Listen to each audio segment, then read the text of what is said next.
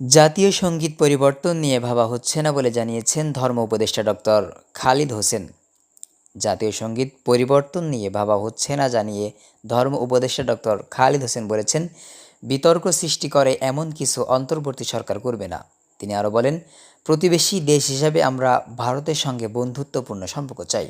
শনিবার সকালে রাজশাহীর ইসলামিক ফাউন্ডেশন পরিদর্শন ও সুধী সমাবেশে যোগদান শেষে গণমাধ্যম কর্মীদের সঙ্গে আলাপকালে তিনি এসব কথা বলেন।